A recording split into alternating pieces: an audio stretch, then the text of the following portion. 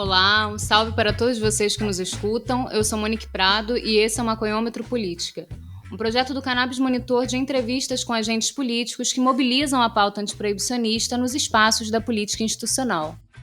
Neste mês de setembro de 2022, no período das campanhas eleitorais para o pleito de outubro, nós estamos realizando uma série de entrevistas com candidaturas de todo o país que têm a pauta antiproibicionista como bandeira política. Nossa proposta é conversar com essas figuras que propõem disputar a pauta da política de drogas nas casas legislativas brasileiras e entender como eles são atravessados por esse tema e por que se projetam politicamente através dessa luta.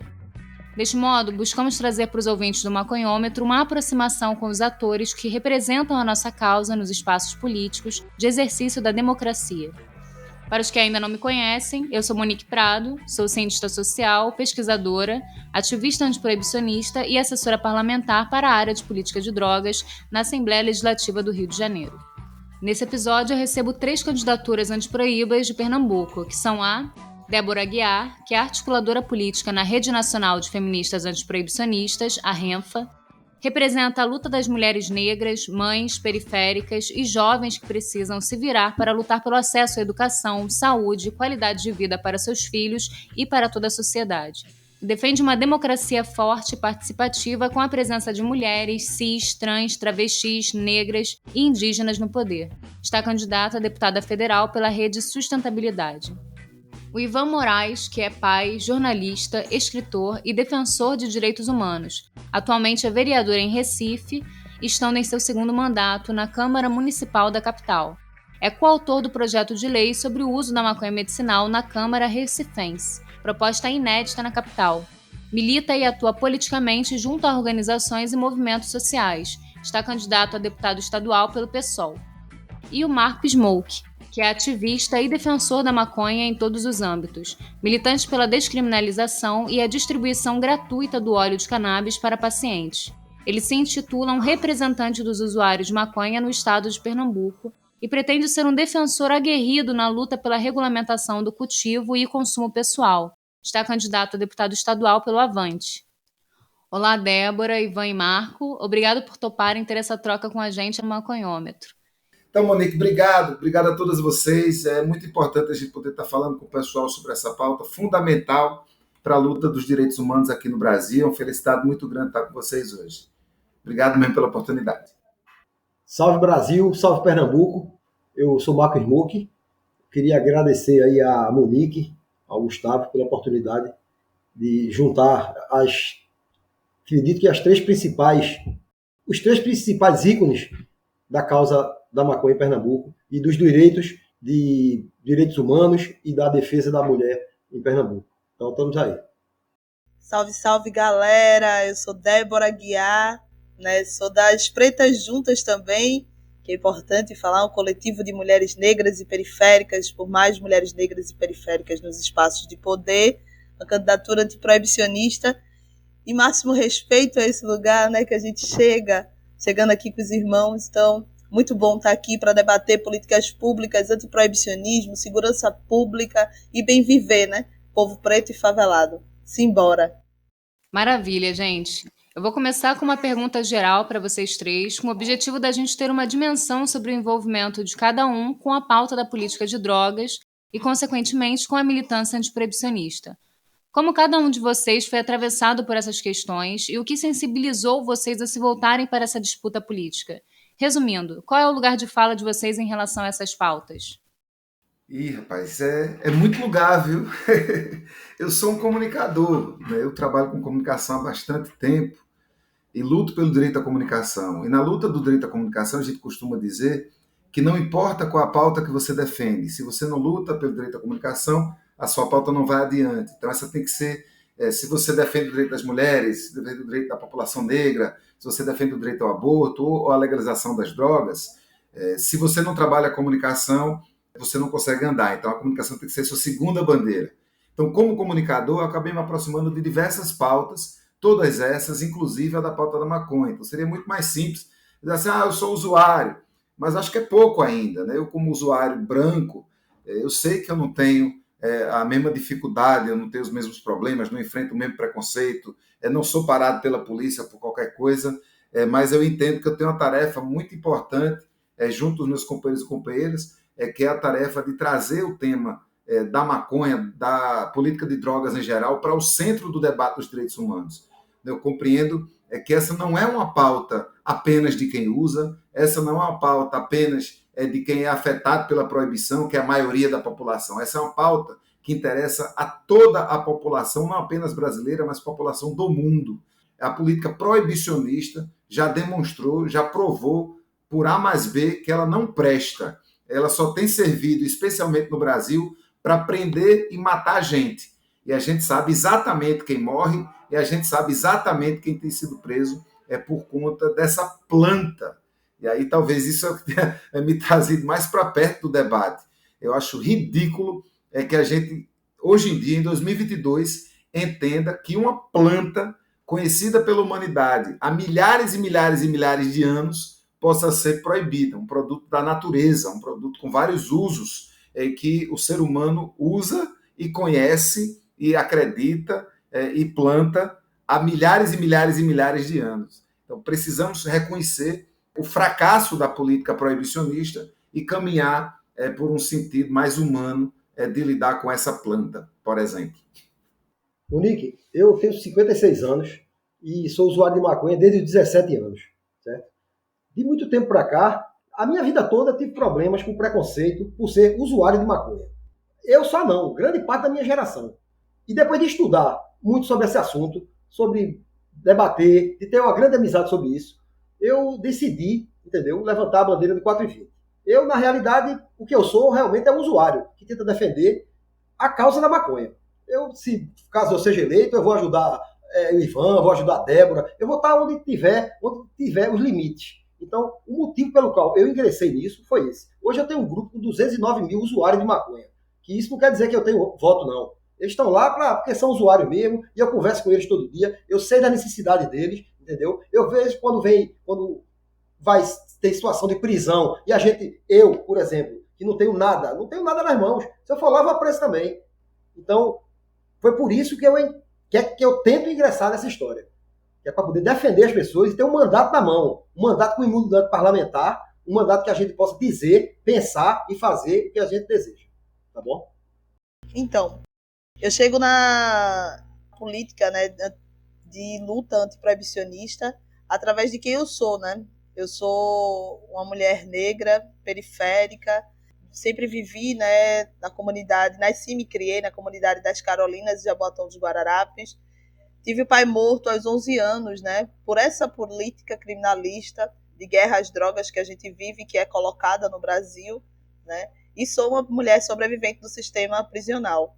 Então, a minha vida, né, me fez entender, né, que o racismo, o sexismo, né, e tudo que chega de proibicionismo para os nossos corpos, para além do uso das drogas e do que é ligado às drogas, afeta nós, mulheres negras e periféricas, de uma forma mais direta, né?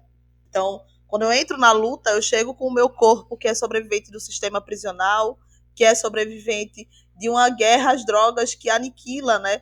E que finda não só com a vida, mas com os afetos, com as construções do que é sociedade, inclusive, né, para a periferia. Eu falo sempre que a gente que é preto, que é periférico, né, que é indígena, de periferia, a gente vive um modelo social que é um modelo à parte, né, do que é vivido na sociedade como um todo. E é um modelo onde a gente entende que a guerra é algo próximo, né? A gente entende que a perca das nossas vidas chega através do Estado, né, quando a gente ainda é criança. Então, quando eu chego na luta antiproibicionista, né, na luta por segurança por uma nova política de drogas, né, por uma nova política de segurança pública, eu chego trazendo a minha experiência, né, de corpo e de mulher de periferia, mas também de uma jovem negra ativista, né, que luta há 9 anos pela construção dessa política de bem viver, na verdade. Não é uma questão de política de drogas como um todo, né, de acabar, mas de construir uma política de bem viver para o povo preto e favelado. Então, a gente vive historicamente uma política que é colocada na nossa sociedade de forma que é colonial, né, de forma direta e que atinge os nossos corpos desde a escravidão, né? Então, não à toa, a gente precisa, enquanto povo preto e periférico, e mulheres principalmente, debater drogas, debater a política de drogas, né? Debater o que a gente entende que é proibição e o que é criminalização, que não, na verdade não é sobre as drogas, né? É sobre os nossos corpos, porque é muito bem direcionado e tem um alvo certo.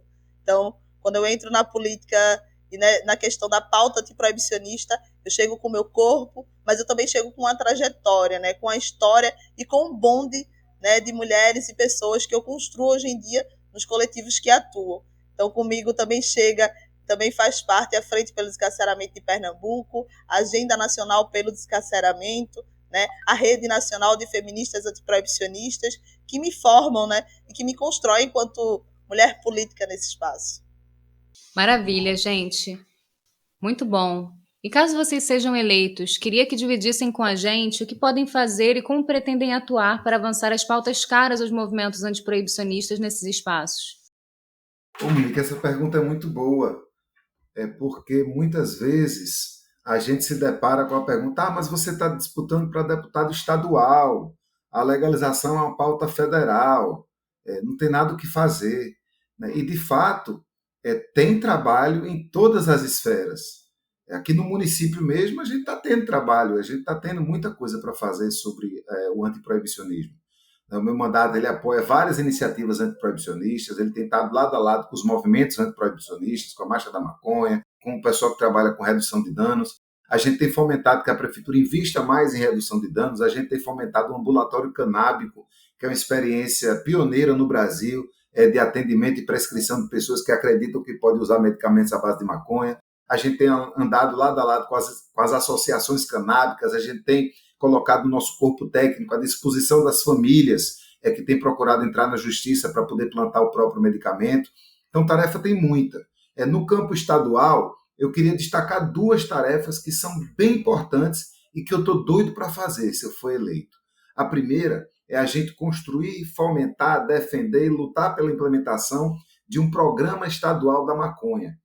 Com a lei que já existe hoje e com a possibilidade cada vez maior da produção de medicamentos feitos com essa planta, o que eu estou querendo é fazer com que o nosso governo faça parcerias com as universidades, com as associações canábicas, com os grupos da agricultura familiar e agroecológica, para que a gente possa utilizar o laboratório público, que é o LAFEP, para produzir medicamentos gerando remédio, emprego e renda para muita gente. Isso, paralelamente, com as sobras dessa produção, a gente pode mandar para o polo têxtil daqui do Agreste para fazer calça, camisa, sapato, arreio de cavalo, corda de navio, tudo que essa fibra pode trazer. Né? O resto da produção, a partir das sementes, também pode virar cosmético, shampoo, sabonete, óleo. Pode ser feito muita coisa dessa planta e fazer a gente poder também ter uma solução de emprego e renda para muita gente. Uma outra coisa que a gente precisa trabalhar muito na pauta estadual ainda é lutar pelo desencarceramento. É preciso que o nosso poder coercitivo do Estado, a nossa polícia, ela possa se dedicar principalmente a combater crimes contra a vida, a prevenir a violência. E dentro da prevenção da violência, no que diz respeito à política sobre drogas, a gente precisa entender que o Estado tem que dar um passo para trás. Então, precisa o Estado compreender que algumas pessoas que fazem uso problemático de alguma substância precisam, de fato, de cuidado, de acolhimento, e não de prisão ou de cemitério. Então, a gente vai precisar lutar pelo desencarceramento da nossa população, e aí, naturalmente, a gente está falando prioritariamente da população que mais sofre, que é a população negra e periférica, fazendo com que, por exemplo, não sejam concedidos bônus por apreensão de substância ilegal, que seja, sim, fomentado os bônus ao recolhimento de armas ilegais e a procedimentos que fazem com que a gente possa prevenir a violência, notadamente aqui os homicídios. Então, a política de droga que existe hoje, proibicionista, que só serve para prender e matar a gente, ela precisa ficar para trás e a gente não precisa esperar a lei nacional mudar. Nós não precisamos ficar de braços cruzados esperando o momento que vai chegar em que essa planta será novamente legalizada no Brasil, como foi durante a maior parte da nossa história. Eu gosto sempre de dizer, a proibição da maconha, ela não tem 100 anos. Então, nós vivemos muito mais tempo sem a proibição, com a maconha legalizada, do que vivemos com ela hoje criminalizada. E, aparentemente, pré-proibição, nós não tínhamos tantos problemas relacionados a crime como nós temos hoje com essa planta proibida. Então, Para falar em resumo, 2 tarefas importantes que o meu mandato estadual vai fazer: criar, elaborar, produzir, fomentar, lutar pela execução de um plano estadual da maconha, começando pelo que já é permitido hoje, e, segundamente, lutar pelo desencarceramento, especialmente da nossa juventude negra, a partir do momento em que a gente desestimula o nosso aparelho policial a perseguir usuários e pessoas que fazem comércio de pequenas quantidades de droga, e a gente estimula a nossa força policial a prevenir violência, a prender quem está andando armado e quem está matando gente. Monique, vê, como eu já falei, eu luto pela descriminalização da maconha.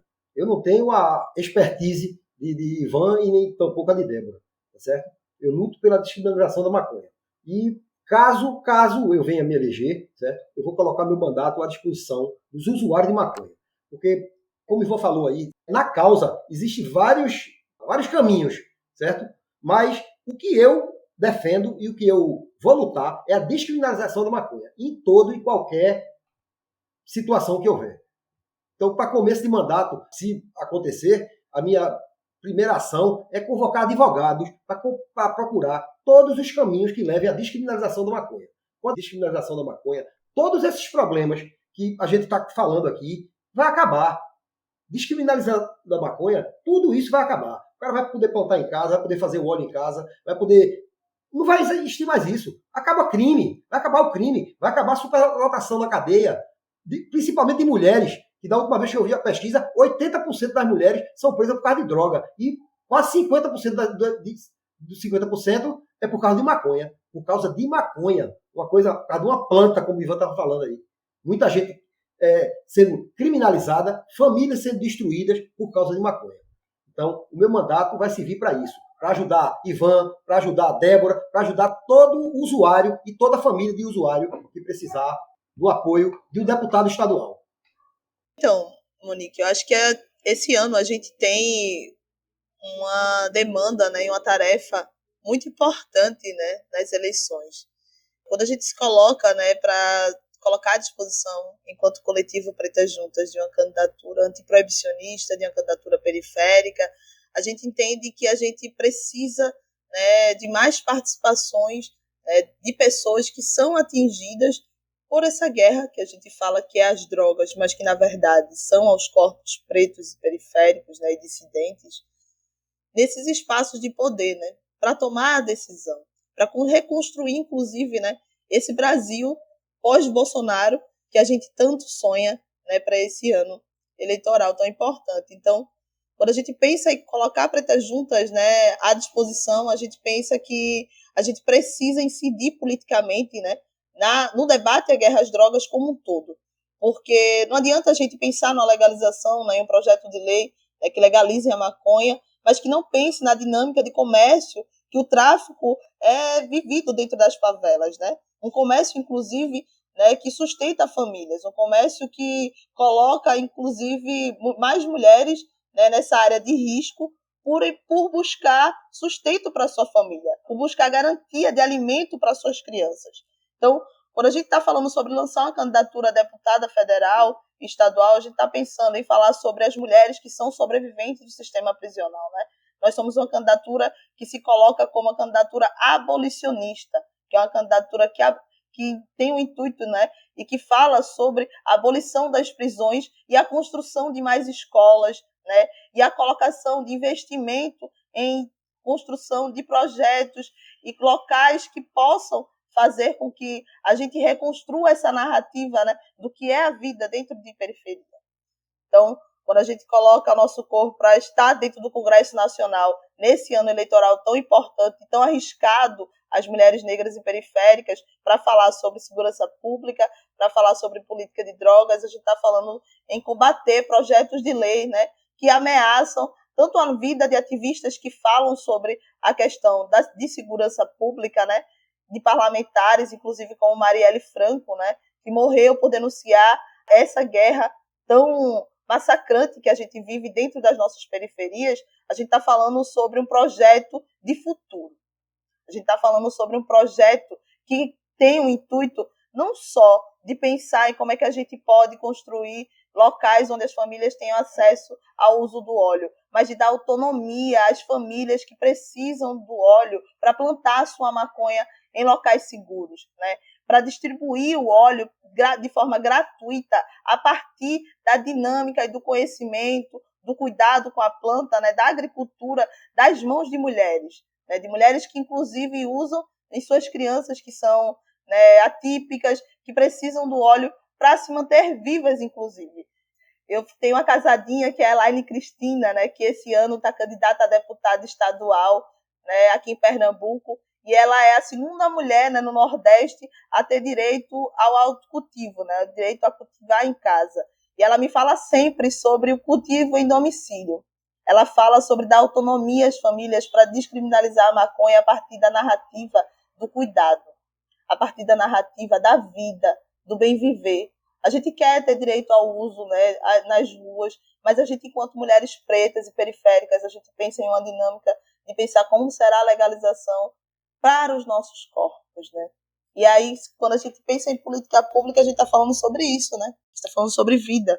A gente quer legalizar a maconha nesse sentido, no sentido de pensar um bem viver e um futuro digno para os nossos, né? De pensar mecanismos de trabalho para as mulheres periféricas, né? Então, dentro do Congresso Nacional, a gente tem uma tarefa muito grande que é estar alinhado com as demandas daqui de Pernambuco, né? E para isso eu quero contar com a Elaine Cristina, eu quero contar com o Ivan, né? Eu quero contar com o Marco, todos os outros irmãos, mas também de pensar como a gente reconstrói esse Brasil que está tão massacrado, né? Que está tão destruído, pensando em uma política de vida e de bem viver a partir da narrativa dos que morrem todo dia dentro das periferias, né? Dos que sofrem diretamente, assim como aconteceu aqui em Pernambuco, como o caso de Heloíse, né? Com essa política necrosa que se tem de costume e de cultura, né?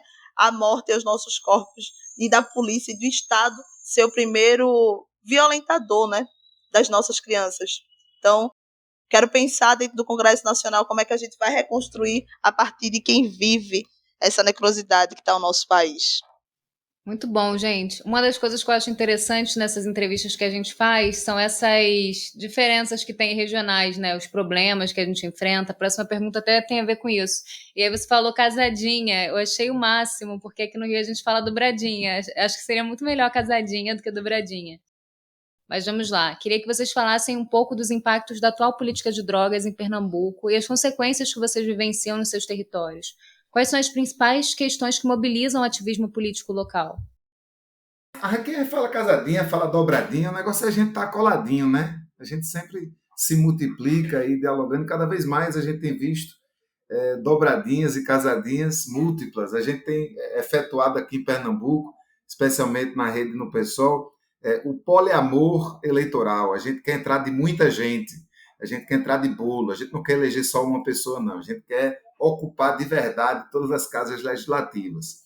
E as consequências da proibição aqui no nosso território, Monique, todo mundo que nos assiste, são as consequências da proibição dessa planta em todo canto em que ela foi proibida.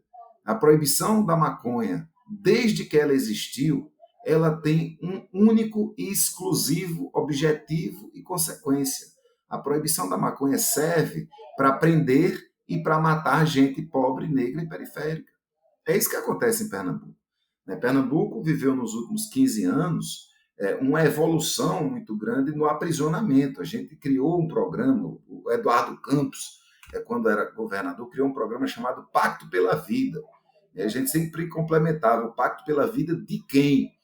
Que era um programa de, em tese, prevenção à violência, mas foi um programa que estimulou muito o encarceramento e fez com que boa parte do nosso aparelho coercitivo, ou seja, da nossa polícia, se dedicasse prioritariamente à prisão de pessoas e tivesse um foco muito grande na prisão de pessoas que fazem transações com drogas. Isso fez com que a nossa população prisional pipocasse nos últimos 15 anos, chegou a triplicar, quadruplicar em alguns anos, com muita gente sendo presa, portando pequenas quantidades de substâncias proibidas. Isso fez com que os nossos presídios inchassem, gastamos uma fortuna com aprisionamento, com encarceramento, dividimos famílias, fizemos com que muitas famílias perdessem suas fontes de renda, e quando a gente vai observar, a grande maioria dessas pessoas que são encarceradas por terem feito transações com drogas ou pelo aquele crime que ninguém sabe dizer direito o que é o chamado envolvimento com o tráfico, né, relação com o tráfico, é muita gente. E o bem que isso fez à sociedade é nenhum, porque a gente triplicou a população prisional e a população em geral não está mais segura, né? Em contrapartida, nós temos uma população negra e periférica cada vez mais perseguida. A gente tem visto pessoas que têm dificuldade até de sair do território onde vivem. A gente vê o índice de crimes contra a vida dessas pessoas que não está diminuindo, não tem diminuído. Ou seja, os efeitos da proibição aqui são os efeitos da proibição como ela se dá, né? Quando a gente proíbe uma planta, quando a gente proíbe o uso de uma substância que é culturalmente utilizada, a gente vai cair nisso. Isso aconteceu com a proibição do álcool nos Estados Unidos na década de 20, isso aconteceu com a proibição de todas as substâncias que acabaram sendo proibidas depois disso. Então eu entendo que a proibição está com os dias contados, porque cada vez mais a população tem compreendido que desde sua origem ela nunca teve objetivos relacionados à saúde das pessoas. O objetivo da proibição da maconha, ela sempre foi o objetivo de enfrentar o objetivo de controlar os corpos, principalmente da população feminina, principalmente da população negra e periférica, fazendo com que a elite política, representada nesse momento pelo seu braço armado, que é a polícia, tenha um salvo-conduto para prender e matar quem quiser. Meu colega Pedro Estilo, que é com quem eu também faço uma dobradinha, como faço com Carol Vergolino, como faço com o enfermeiro John, como faço com muita gente que trabalha essa mesma pauta que ele diz: eu nunca vi um carro da polícia parar num prédio de luxo para perseguir, bater na porta de cada apartamento e ver qual é a droga que cada um usa. Mas na favela isso acontece todo dia. Então não há nenhuma dúvida sobre qual o motivo da proibição e nem para que ela serve. O que precisa acontecer é a gente acabar com isso de uma vez por todas. Escrevi um negócio aqui, fico pensando outro. Eu sou hiperativo. Falei hiperativo, não, eu sou muito hiperativo. Aí falou um negócio aí agora, um negócio das praças. Você não vê no Parque da Jaqueira a polícia entrar para dar baculejo em ninguém. Vê? Não vê. Agora aqui onde eu moro, todos os dias você vê. O cara tá normal, sentou lá para nada. Só sentou. Só porque ele tá de bermuda e tem aparência de usuário, é baculejo na frente de todo mundo, entendeu? E em todo canto acontece isso. A política de drogas em Pernambuco é um desastre. É uma política de guerra somente contra os usuários. A falta de esclarecimento do próprio Estado para com seus agentes de segurança é que traz esse resultado. Adolescentes marginalizados, presídios superlotados e famílias destruídas. Pois o que causa toda essa situação é a guerra do Estado contra a maconha, contra o usuário de maconha. Eles é que causam a guerra, porque se não existisse a guerra deles contra o usuário, a criminalidade com certeza ia ser menor. Porque a maioria dos crimes é como o Ivan falou aí agora. O cara não é nem criminoso, mas porque foi pego com uma coisa, com uma besteira, com uma coisa outra, vira criminoso e vai para a cadeia. A política do Estado em relação a isso é a política de repressão ou cadeia. É o que eu vejo diariamente. É onde eu ando, é as coisas que eu entendo e que eu vejo. E a história é essa. Acho que a gente tem que se juntar para acabar com isso, para acabar com essa hipocrisia que existe no estado de Pernambuco e no Brasil. Porque hoje em dia eu acho que todo mundo usa maconha. 80% das pessoas que eu conheço usam maconha. Então todos pessoas de nível bom, todo formado. Não vou nem citar aqui as profissões, porque são todos meus amigos mesmo particulares. E eles mesmos acham ridículo. Só que eles não têm a coragem de meter a cara para defender. Entendeu? E nem podem, eu acho que às vezes. E a gente vai estar junto para isso. Eu vou estar com o Ivan, com o Débora, até onde a gente puder, a gente vai estar defendendo essa causa. Queria dar um salve imenso ao Pedro Estilo, que Ivan citou também, máximo respeito, irmão, candidato a deputado federal também daqui de Pernambuco. Então, meu bem, eu acho que Pernambuco continua, né, o projeto genocida que foi instaurado desde o Brasil colônia, né? A gente vive em Pernambuco o resultado de uma política de guerra às drogas que foi colocada, né, desde a proibição, e que, inclusive, o nosso estado foi um dos primeiros, né, no Brasil a proibirem, justamente por conta de um entendimento de que a maconha, né, e tanto a maconha como as outras drogas pudessem ser um mecanismo de agressão, né, e considerada como uma desculpa mesmo, né, para violentar corpos que foram libertados, né, na falsa abolição, né, no que dizem que foi a abolição. Então, hoje em dia, aqui em Pernambuco, a gente vive nada mais, nada menos do que os camburões, né, que são as novas senzalas, né, e as prisões que em 2022 a gente vê como as novas senzalas e pessoas negras e periféricas colocadas, né, para viver de forma desumana nos presídios, famílias e crianças, né, afetadas e que recebem, né, tiros e violações de direitos na frente e dentro de suas casas, né? A gente aqui tem o caso da menina Heloísa, que falo, inclusive, com muito respeito, né? Foi um caso muito emblemático de uma criança de 7 anos que foi morta, né, pela polícia, que invadiu a comunidade e saiu atirando, né, em todo mundo. Então, o que a gente vive aqui em Pernambuco é nada mais, nada menos do que a legalização e a concretização, né, dessa política bolsonarista, né, que arma e pensa mais em armas do que em saúde pública, né, que pensa mais em violência do que na educação, né, que pensa mais em destruir do que construir vida e política de vida, né, para o povo brasileiro. Então, aqui em Pernambuco, o que a gente vive, e falo como uma denúncia mesmo, é uma situação de descaso total, né, com a periferia e com toda a população como um todo, né? Porque quando a gente fala sobre violência, apesar da violência atingir majoritariamente corpos e territórios dissidentes, né, a gente está falando sobre uma política que é generalizada, né, que é incentivada.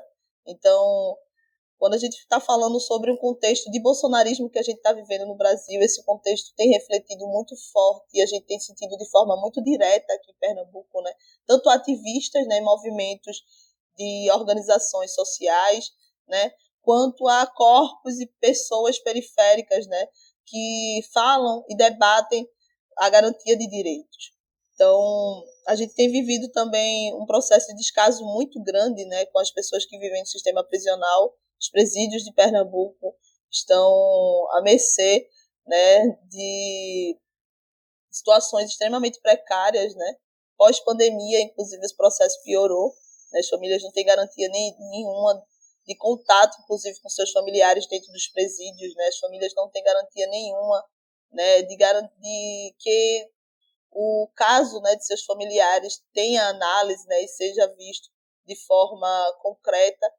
Então, é um processo que é continuidade, né? Como o Ivan bem colocou e o Marco colocou, é um processo de continuidade a essa política que é vivida há anos aqui por nós, né? Não é de hoje.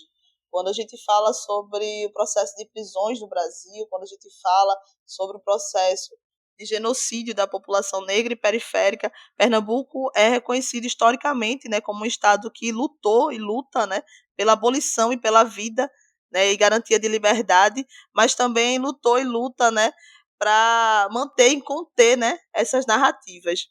Então, eu não tenho como definir aqui como cidades como Jaboatão dos Guararapes e outras cidades que têm mandatos, né, bolsonaristas como locais de território vivo de guerra, né?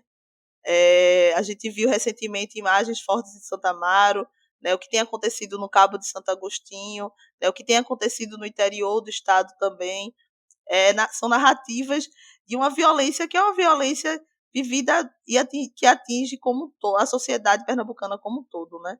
Então, quando a gente está falando sobre o mandato que vai estar em Brasília, né, lutando e enfrentando essas políticas necrosas, a gente está falando sobre levar a narrativa e a denúncia, né, de morte de famílias que sofrem, que são atingidas diretamente, né, com essas políticas necrosas, com essas políticas que matam, com a política da bala, com a política que incentiva, inclusive, o armamento, né?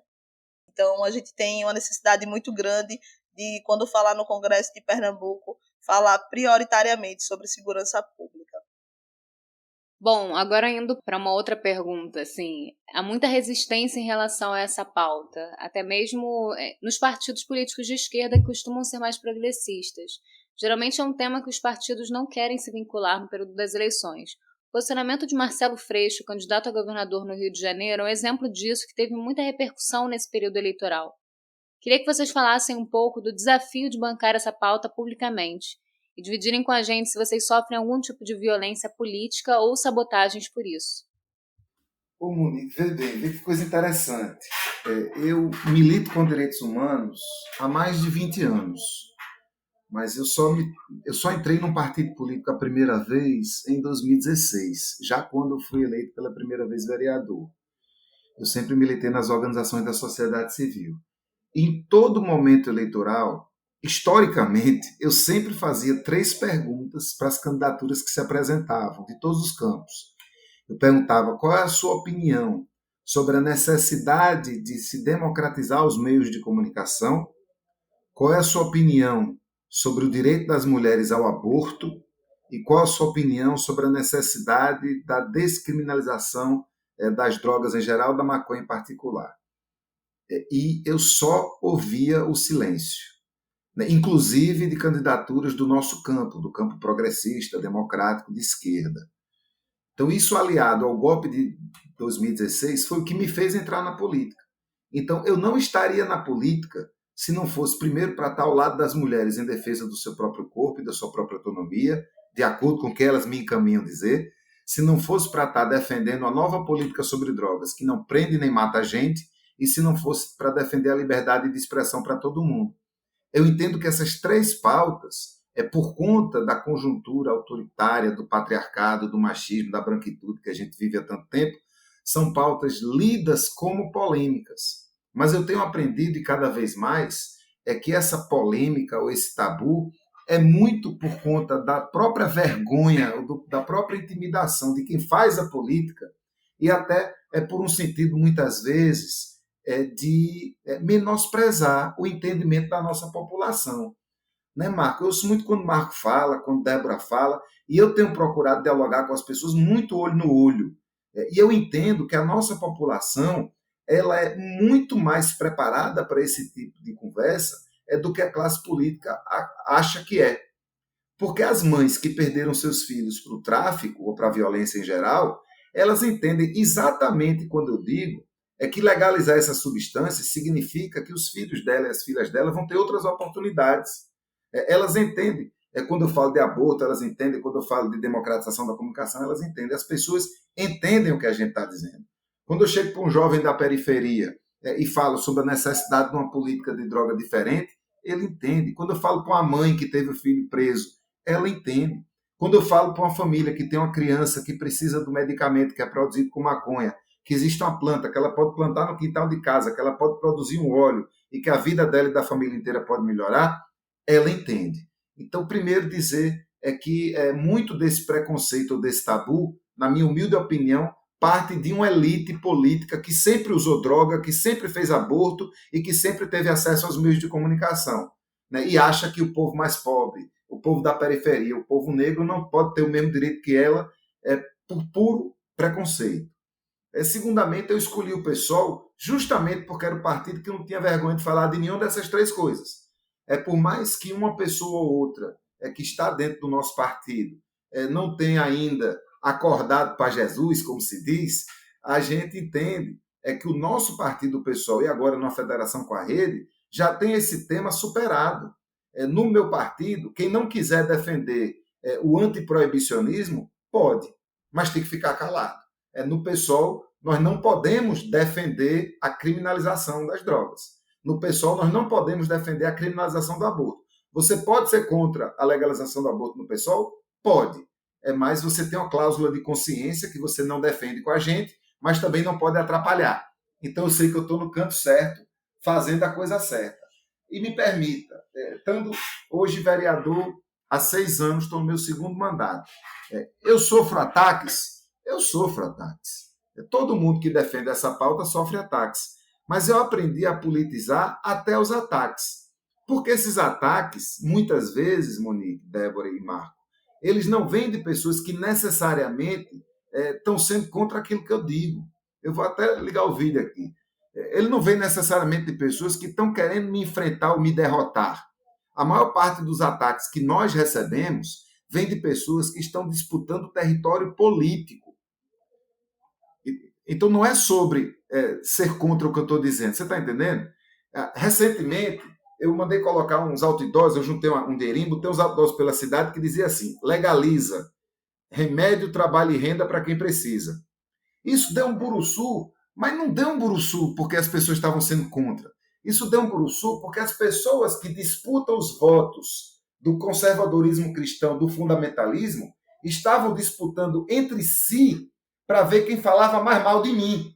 Então não era contra mim, não era contra a maconha, era eles disputando dentro do próprio cercadinho. E qual foi o fruto disso? Todo mundo que fazia vídeo me esculhambando, Monique, dizia assim no final: ah, mas eu não sou contra o uso medicinal. Assim, é contra tudo, mas não é contra o uso medicinal. Aí o que é que aconteceu depois disso? Eu disse: ah, vocês não são contra o uso medicinal, não? Que maravilha! Então a gente vai avançar no uso medicinal. Escrevi junto com a vereadora Cida Pedrosa, aqui na Câmara, um projeto de lei que regulamenta a distribuição de medicamentos feitos com maconha dentro do SUS do município do Recife.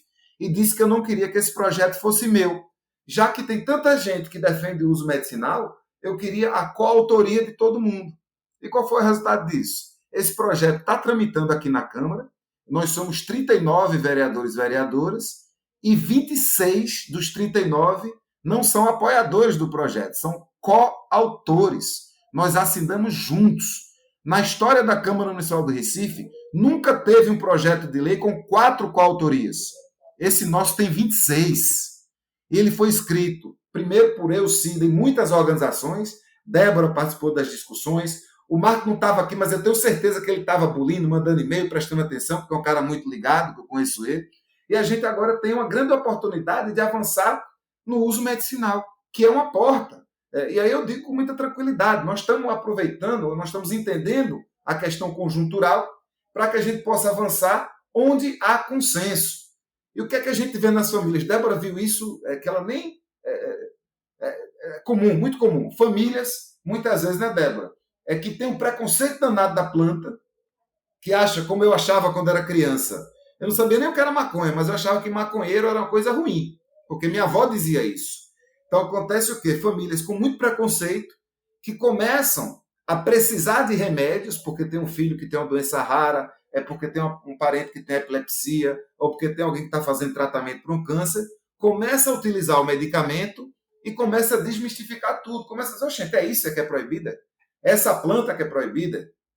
Então, eu entendo que até esses ataques, a gente aprendendo direitinho o que é que eles significam, para a gente também não se doer, não trazer para o campo pessoal, esses ataques não são contra nós. Esses ataques são feitos por pessoas que querem disputar o cercadinho da política do fundamentalismo. São eles brigando com eles mesmos. E a gente não pode se acovardar.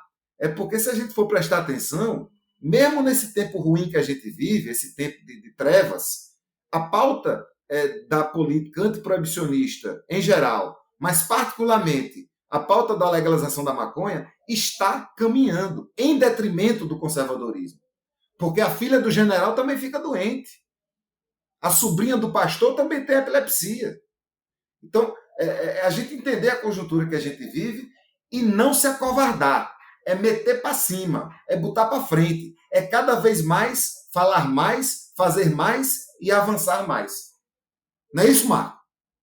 Já estou tomando o lugar de Monique, né? Não é isso, Marco? Aí Marco vai. Rapaz, eu não tenho mais nem o que falar, velho. Depois que o Ivan falou isso aí tudinho, eu faço minhas as palavras dele. O Ivan já está no segundo mandato de vereador, já é um expert, lutador de anos nessa pauta, tá bom? Mas eu vou me limitar humildemente a responder a pergunta sobre a história do partido, né? Uma vez até o Ivan, não sei se ele lembra, a gente na frente do mercado de Cruzilava, ele chegou para mim e disse: você tem que estar com a gente, você tem que estar junto com a gente. Aí eu disse: quem sabe no futuro, né? Mas, vê bem, eu não tenho muito direcionamento político. A minha história é defender o usuário de maconha. Então, onde tiver gente me apoiando, eu vou estar. Aí é isso que eu queria falar agora. Eu sou filiado ao Avante, certo? Um partido que me abraçou e abraçou a minha causa, que é a descriminalização da maconha. No Avante eu me sinto em casa e tenho liberdade para debater e divulgar nossa causa, e tudo dentro da legalidade. O que eu faço é defender uma causa e a cultura 420, que é a cultura do usuário de maconha, que é respeitada e levada a sério dentro do meu partido. Dentro do Avante eu me sinto orgulhoso de sair pelas ruas e defender minha causa, sabendo que tenho respaldo político para defender a causa sem corte, sem sabotagem, tudo baseado na verdade, certo? Então eu tenho espaço e vou ter agora mais espaço ainda, junto com a governadora, que provavelmente a governadora da gente vai ser eleita, Marília Reis, certo? Junto com o presidente Lula, certo?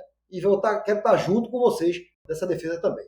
De Ivan, eu espero que, eu não vou dizer que eu quero que Ivan seja eleito, né, porque eu sou... mas tem voto para todo mundo. Queria eu que tivesse eu e Ivan. Vamos entrar todo mundo, Marco. Não, é isso que eu estou dizendo. A gente tem muito voto no estado de Pernambuco. A gente podia ser eleito os dois, para a gente botar essa pauta para frente e ter, pulso firme para a gente lutar por ela, tá bom? E dar apoio a Débora lá na Brasília. Valeu, pessoal. Muito massa, Marco, muito massa. Então, acho que a maconha é uma pauta muito cara pra gente, né, velho? E aí, por ser muito cara, ela também é muito desafiadora, né? E aí, quando a gente fala sobre mulheres negras, mulheres periféricas, mulheres indígenas, corpos dissidentes falando sobre maconha no Brasil, a gente tá falando sobre uma resistência muito grande, sabe? Sobre um processo que é para além de um processo eleitoral.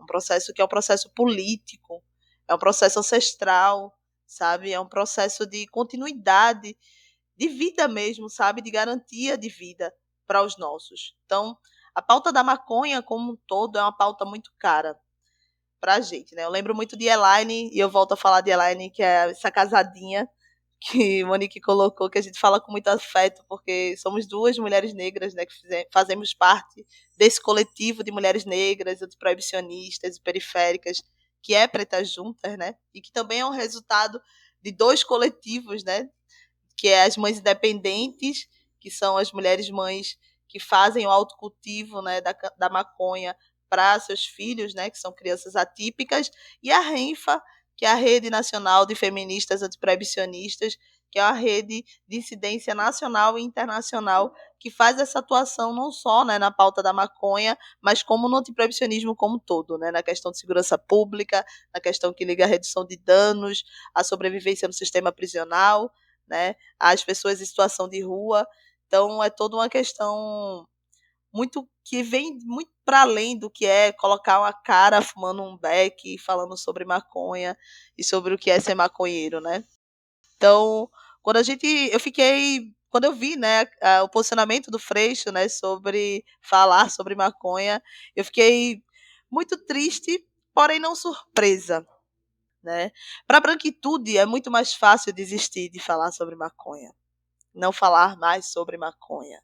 Né? Isso a gente precisa colocar de uma forma em que a gente possa falar de forma natural sobre isso, sabe? Porque isso é a estrutura mesmo do racismo, né? Então, para nós, né, para eu, Débora Aguiar, para Elaine Cristina, que já se candidatou, né, que atua, na verdade, na pauta, né, antiproibicionista, antes da candidatura, que nas últimas eleições aqui em Recife colocou, né, no mundo a candidatura periférica, antiproibicionista, né, que coloca, né, até hoje a cara da gente e o símbolozinho da maconha, né? E aí coloca a foto também das nossas crianças falando sobre isso. Nós duas somos mães de duas crianças autistas, né? Mas tá ali o símbolozinho da maconha, o recorte é da maconha. Então, isso é muito caro, gente. A gente tá falando sobre pessoas negras e faveladas distribuindo um santinho de maconha dentro da favela. É um risco imenso. A polícia dá baculejo na galera que faz panfletagem de rua com a gente, sabe? A gente não tá brincando, é isso. E eu saúdo muito o Marco Smoke, porque é uma candidatura que antes da gente, no processo eleitoral, já fazia isso, né? Eu lembro de ir para a Marcha da Maconha e já ouvi falar sobre você, irmão. Então, máximo respeito, né? Um homem negro periférico que já estava falando sobre isso. Então, para nós, pessoas negras e periféricas, esse processo é um processo muito mais caro, né? Está falando sobre as nossas vidas. E aí, colocar esse processo é muito do que Ivan falou. Hoje em dia tá todo mundo falando sobre maconha, porque não tem como não falar sobre maconha, cara. Ela tá vindo por esse processo bolsonarista mesmo. Eles vão querer a legalização, porque gera lucro. sabe? Porque lá fora já está todo mundo ganhando grana com isso, né? Então a legalização ela vai vir e não vai demorar. Mas como vai ser essa legalização é algo que a gente precisa discutir. E é algo que eu não abro mão, que tem a participação política de mulheres como eu, sabe? Não só a minha, mas de mulheres como eu, como a Elaine Cristina, né? Mulheres negras periféricas, corpos dissidentes, jovens negros e periféricos, disputando e falando sobre o que é e qual é esse projeto político de legalização que a gente quer, né? Que é um projeto caro. E por isso que a gente joga cara mesmo, mano. É corre, viu, que a gente passa, gente. Não é brincadeira, não. Falar sobre maconha, sendo uma mulher preta e favelada, é você ter medo, sabe? É você sair nas ruas sem a certeza se você vai voltar para casa com as suas crianças, sabe? E conseguir falar com elas e conseguir dialogar. Eu estou distante das minhas crianças desde quando o pique da campanha começou. E eu estou distante delas não só porque a política é necrosa, sabe, para as mulheres que são mães, mas também porque é um processo de segurança e de garantia de vida que eu não tenho. Que eu volto para minha favela, quando eu volto para minha favela no final do dia, no processo de campanha, eu volto com medo. Porque eu não estou brincando, eu não estou saindo nas ruas para brincar, para falar sobre fumar maconha nas praças, sabe? Estou falando sobre dar direito ao autocultivo a mulheres que passam dias e dias acordadas porque seus filhos estão tendo crise. E isso é algo que todo mundo está vivendo, independente de ser direita, independente de ser esquerda, sabe? Então, quando a gente sai nas ruas com o nosso santinho, a gente fala, ó, a gente é mãe atípica, e a gente quer disputar o Congresso Nacional, e a gente quer disputar a LEP para colocar você nesse lugar. A gente não quer mais que o nosso povo só entenda sobre o que está acontecendo, entende, gente? A gente quer que o nosso povo esteja lá disputando. Porque a gente já entendeu que esse processo colonial de política que é construída no Brasil não dá certo. Não está dando certo. A gente vai ter que lidar com ele? Vai. Mas a gente vai lidar colocando a participação de mulheres mães que vivem o que é a guerra às drogas, como o Ivan bem falou, que sabem o que é a falta do seu filho, de mulheres que querem um cultivo dentro da sua casa, porque sabem o que é enfrentar as filas dos hospitais. E aqui em Pernambuco a gente tem a necessidade muito grande de falar sobre as famílias atípicas. São famílias que sofrem nas filas de TFD, né, que são tratamento fora de casa, nos hospitais pernambucanos. A gente não está falando sobre brincadeira. Então, quando o Freixo falou sobre isso, eu olhei para si e pensei, caramba, é muito fácil um cara branco dizer do nada que quer parar de falar de maconha, hein?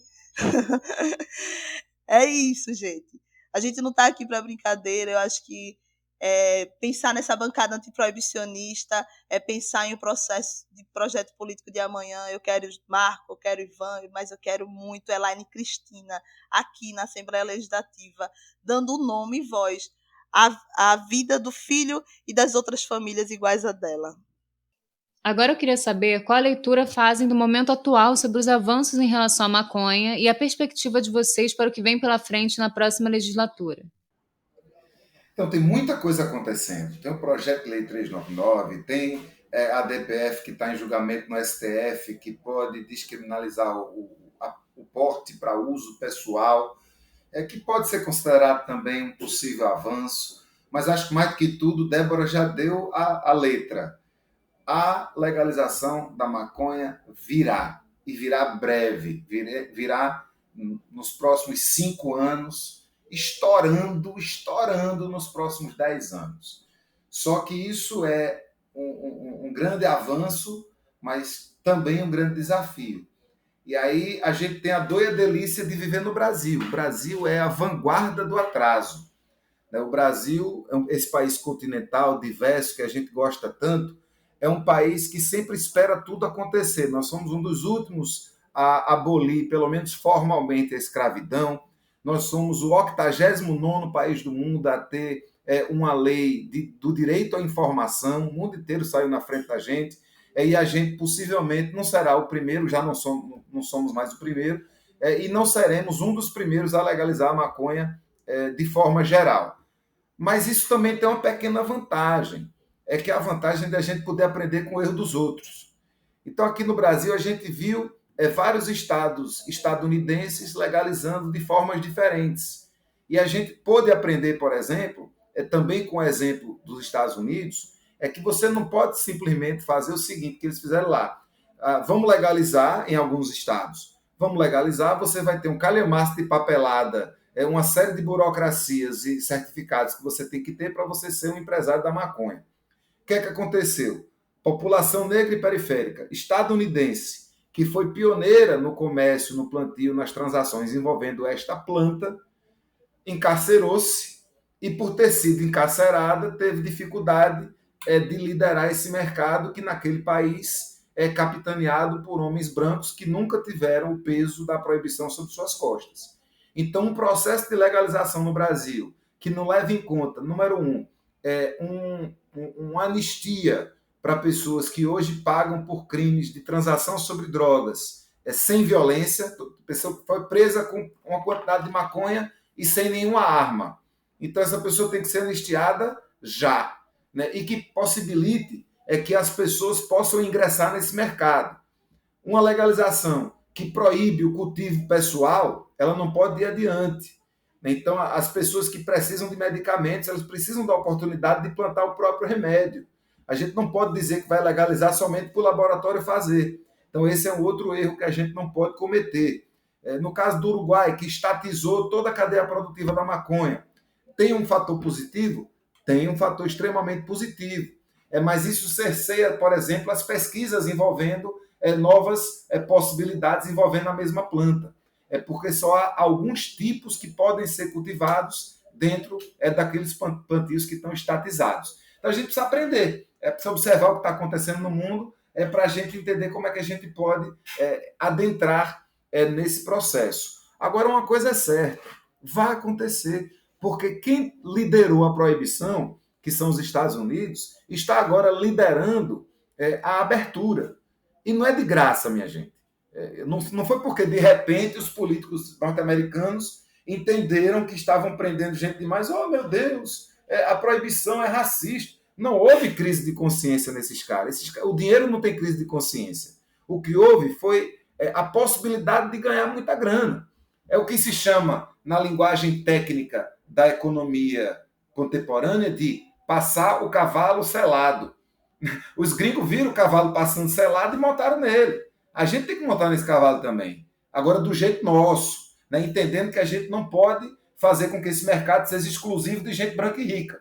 A gente precisa, número um, entender o autocultivo como uma possibilidade, entender as associações como uma possibilidade, e não pode pensar nenhum projeto de legalização que não pense também uma anistia para todas essas pessoas que pagam por crimes que não seriam mais crimes porque não envolvem violência, são apenas transações com essas drogas. Então é preciso a gente ficar muito atento a todas essas possibilidades que com certeza absoluta vão acontecer. Um símbolo disso, Monique, é que no ano passado, 2021, os Estados Unidos faturaram 25 bilhões de reais só no mercado da maconha. Geraram só no ano passado 100 mil empregos. Tem mais gente hoje trabalhando nos Estados Unidos com maconha do que tem cabeleireiro, esteticista e dentista. É muita gente. Isso numa crise que o Brasil passa, não vai ser o que vai resolver o problema do nosso país, mas vai ser um grande adianto para quem está precisando de emprego e renda. 25 bilhões de dólares, que foi o que os Estados Unidos gerou no ano passado com o mercado da maconha, dá 125 bilhões de reais. O orçamento da Prefeitura do Recife, onde eu legislo, é de 6 bilhões por ano. Então dá mais ou menos 20 anos de execução orçamentária de uma cidade do tamanho do Recife, que é uma cidade muito grande. Não é de pouco dinheiro que a gente está falando, não são poucas oportunidades econômicas que estão surgindo, e isso faz com que a gente fique, por um lado, animado, mas, por outro lado, a gente precisa ficar muito atento para a forma com que isso vai dar. Não pode ser uma forma que entregue essa planta na mão das grandes corporações e não pode ser uma forma que mantenha a estrutura racista como preconizante sobre quem vai ganhar dinheiro com essa planta e quem vai pagar o preço da proibição dessa mesma planta. Olha, Monique, eu concordo em praticamente 100% do que Ivan falou aí. Mas, bem, eu queria falar de Pernambuco, certo? Eu gostaria de falar de Pernambuco. Em Pernambuco, o avanço na política canábica é praticamente zero. Por mais que Ivan faça no município, por mais que as juntas façam pelo Estado, entendeu? Sempre há barreiras. Então, a gente está falando aqui sobre o avanço em Pernambuco. O avanço para o que deveria ser, para mim, na minha visão, é praticamente zero. A gente não anda em nada aqui, não anda em nada. Tem alguns projetos, como o Ivan falou aí, um que está no STF, e esse que ele falou que está na coisa, que é uma coisa inédita também, que, se Deus quiser, vai ser colocado para frente. Mas vejam bem, a gente está falando de Pernambuco e a gente está falando de duas situações só. Praticamente a gente não tem avanço aqui, nenhum, principalmente em relação ao usuário de maconha, certo? O avanço é nenhum. O que a gente fazer é se juntar agora, a partir de 2023, e colocar as nossas necessidades e as nossas pautas com mais força, com mais veemência, entendeu? Para colocar na cabeça das pessoas e acabar com essa hipocrisia que existe no Brasil e em Pernambuco. Isso tem que acabar, gente. Eu não sou a favor da legalização da maconha. Eu sou a favor da descriminalização. Que a legalização venha depois. Mas agora, de imediato, a gente tem que ter a descriminalização. Porque vai parar de gente ir preso e o cara que vai querer usar agora, seja lá medicinalmente ou recreativamente, ele vai poder usar sem ter problema com polícia, sem ter problema com justiça, entendeu? Então, por isso que eu acho, na minha opinião, que aqui a gente não tem avanço nenhum. Se Deus quiser, a partir de janeiro agora, a gente vai mudar essa história no estado de Pernambuco. E se Deus quiser, no Brasil. Quem sabe a gente consegue fazer de Pernambuco o primeiro estado do Brasil a descriminalizar totalmente o uso da maconha. Tá bom? Tamo junto aí. Acho que, volto a dizer, a gente tem esse ano as eleições mais importantes, acredito, né, pós-ditadura das nossas vidas. Assim. A gente tem esse ano um marcador muito decisivo para o nosso Brasil, do que a gente quer reconstruir mesmo, de garantia de direitos, né, de vida, de pensar em novas políticas públicas que possam rever as antigas, mas reconstruir tudo que a gente perdeu mesmo esses anos, né? Nosso Brasil, ele foi novamente invadido e novamente destruído, né? Então, o que a gente tem para reconstruir agora, junto com o Lula, né, nesse processo de novo Brasil, é pensar, né, o que a gente pega e constrói de forma incisiva nas pautas ligadas à garantia de pensar em segurança pública, mas também de pensar em autonomia, né, como o Ivan bem colocou, e direito ao cultivo por associações e mães, né, de associações canábicas. O que a gente tem no Brasil agora é um processo de eleições em que a gente vai decidir não só sobre Bolsonaro ou Lula, né, mas a deputados, pessoas que vão estar em disputa na Câmara Legislativa. Então, pensar em um processo de eleições, né, que garanta com que pessoas aliadas à pauta antiproibicionista, à pauta da negritude, à pauta que fala sobre, dos movimentos sociais, né, e progressistas, que fala sobre a legalização e a descriminalização, como o Marco bem colocou, né, da maconha, é extremamente importante, né? A nossa candidatura vem de um processo de construção coletiva, né, junto com coletivos e organizações que atuam na pauta de segurança pública, né, de direito à vida, bem viver e, prioritariamente, né, de direito à abolição mesmo das prisões, né, aliada às pessoas que são ligadas à pauta de segurança pública e defesa, né, de vidas de pessoas sobreviventes do cárcere e do sistema prisional. Então, quando a gente está falando sobre isso, a gente está falando sobre pensar em desmilitarizar, né, a polícia militar no Brasil, pensar como é que a gente constrói esse processo que seja um processo saudável e pensado a partir da narrativa das periferias, né, que isso é muito importante. A gente está falando sobre pensar a legalização nesse sentido, né, como eu tenho falado desde o começo, a partir da narrativa das pessoas que usam o óleo, né, da maconha em defesa, né, não só do uso como terapia, né, e cuidado de si, mas também em defesas a crianças atípicas, que é a nossa pauta prioritária.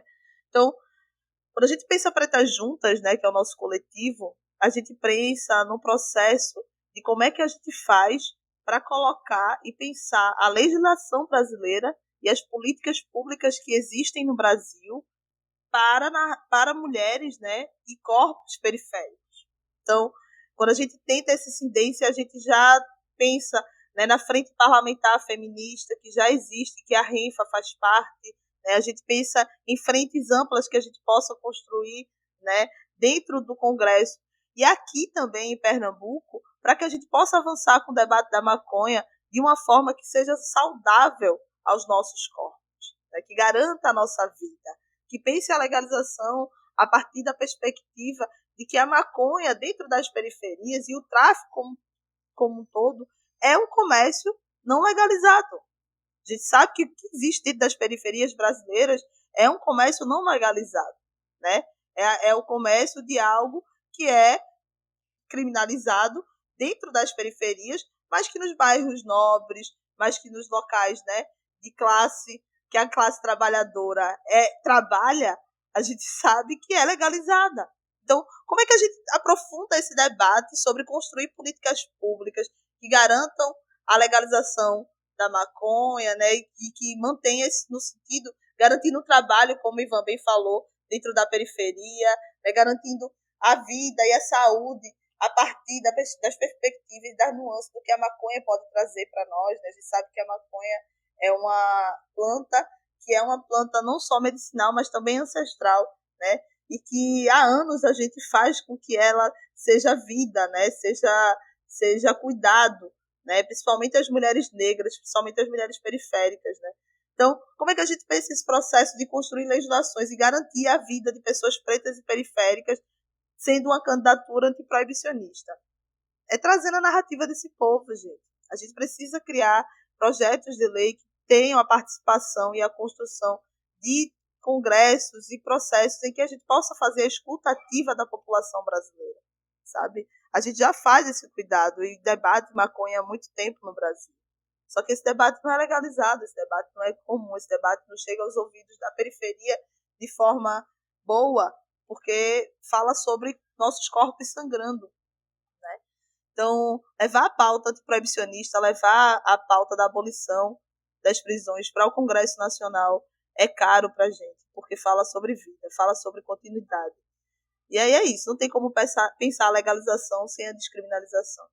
Não tem como pensar políticas públicas que falem sobre maconha sem pensar na agricultura familiar, né? Agora, para encaminhar para o fim, queria que passassem o recado de vocês para os ouvintes, falando por que eles podem confiar o voto em vocês e recomendar o voto no próximo pleito.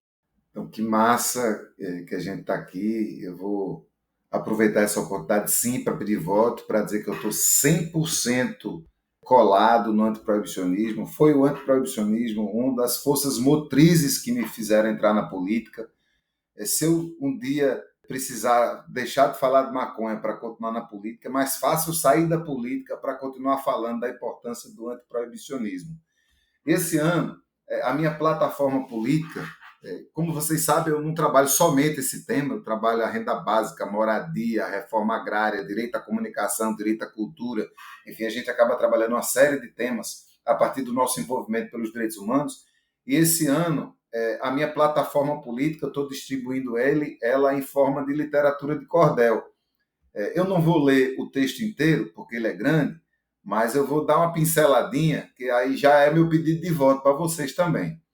Tá certo? Tem um pedaço que eu digo. Aí eu digo assim: Ivan Moraes é meu nome, digo de muito bom grado, estou com a turma do PSOL bulindo para todo lado. Hoje estou vereador, trabalho com muito amor e quero ser deputado. Para tu não se confundir, também para não votar mal, em Pernambuco todinho, do sertão ao litoral, nas urnas todas que tem, bota lá 50, 100 deputado estadual. Aí tem um pedaço que eu falo da maconha que eu digo assim: a maconha é uma planta e proibir não tem jeito. É remédio, trabalho e renda, tem que tratar com respeito. Um programa estadual, da Caatinga ao litoral, está precisando ser feito. Aí eu vou falar de desencarceramento também, que eu digo assim: o desencarceramento precisa ser conversado. Prender gente é muito caro, nem sempre dá resultado. Tem menino que é bobinho, vai em cana com fininho, bandido lá é formado. Aí eu termino o cordel pedindo voto. Eu digo assim: espero contar contigo por toda essa eleição. Conto com teu boca a boca, com teu gingado e canção, pois na ferida eu catuco e agora é Pernambuco, bem dizer uma nação. Se tu for votar em mim, te digo que votas bem. Se falarem de eleição, fala meu nome também, pois a missão do presente é ver Lula presidente e votar 50-100. Obrigado, gente. Tamo juntos. Contem sempre comigo. E quem quiser o cordel, ou me seguir, ou fazer pergunta, vem atrás de mim nas redes sociais. Eu estou como @Ivan Moraes Filho, tanto no Twitter quanto no Instagram. Eu estou no Facebook, no velho bom Facebook, como Ivan Moraes Oficial. Me cutuca nas redes sociais, me cutuca nas DM, nos inbox da vida, que a gente troca ideia. Nós estamos juntos. Bom, gente, eu vou começar lembrando que maconheiro vota em maconheiro. E quem não é maconheiro também pode votar. Amigos, eu queria me dirigir a toda a população pernambucana, mas em especial à comunidade maconheira. Nossas propostas são coerentes ao nosso cotidiano e à nossa realidade do dia a dia atual. Queremos o direito de ser usuário, queremos o direito de ser maconheiro, sem ter problema com justiça, com polícia. Queremos o direito de ter associações que cultive e produza o óleo do CBD para fins medicinais. Iremos estar presentes em todas as causas e pautas da comunidade canábica. Mas nossa luta só começa com a sua autorização. E para que eu tenha represente na causa da maconha e em todas as causas que sejam para o bem do povo pernambucano, é que eu peço que no dia 2 de outubro você vote 7420. Marco Smoke. Aperta o verde e confirma. Maconheiro, vota em maconheiro. Obrigado, pessoal. Um abraço, Ivan. Um abraço, Débora. E boa sorte para nós, para todo mundo. Que a gente consiga os objetivos da gente. Tamo junto, meu velho. Tamo junto. Agora e sempre. Então, galera, simbora eleger mulheres pretas e faveladas para os parlamentos e para os congressos, né? Meu número é 1850, eu sou Débora Guiar, eu sou candidata da favela, eu sou candidata jovem, negra e periférica que Pernambuco quer colocar no Congresso Nacional para falar sobre maconha, para falar sobre segurança pública, para falar sobre periferia e para falar sobre poder nas mãos das mulheres negras e faveladas. Então, meu número é 1850, o número de Elaine, que é minha casadinha, é 50420, o 420 é da maconha, do horário da gente fumar, mas também de lembrar pra gente que a maconha é vida, que a maconha é um projeto político de continuidade, né, e de vida aos nossos filhos. Então, máximo respeito, Smoking, máximo respeito, Ivan, máximo respeito às candidaturas antiproibicionistas que se levantam esse ano tão decisivo eleitoral no Brasil todo. Lembrem, é 18h50 para reconstruir o Brasil e botar mulheres negras no poder. Bom, é isso, pessoal. Estamos chegando ao fim do nosso papo com a candidata Débora Guiar, da Rede, e com os candidatos Ivan Moraes, do PSOL, e Marco Smoke, do Avante. Candidaturas aí comprometidas com a luta antiproibicionista no estado de Pernambuco. Muito obrigada aos três por essa troca e boa sorte para vocês nas urnas. Que a gente consiga ampliar cada vez mais as nossas pautas nos espaços institucionais. E parabéns pela coragem. Muito obrigada a você que nos escutou até aqui. Esse foi o Maconhômetro Política, trazendo para a troca os atores que estão disputando as nossas causas nos espaços da política partidária para o Brasil. Se você curtiu esse conteúdo, espalha para geral, compartilha com quem você acha que vai se interessar também e nos ajuda a ampliar o debate político sobre a maconha e as drogas no Brasil. Apoie o Maconhômetro e o Cannabis Monitor. Curte, compartilha e, se puder, contribua com a nossa campanha de financiamento coletivo no Apoia-se. O endereço é apoia.c/Cannabis Monitor. Eu fico por aqui, um salve para geral e até a próxima entrevista.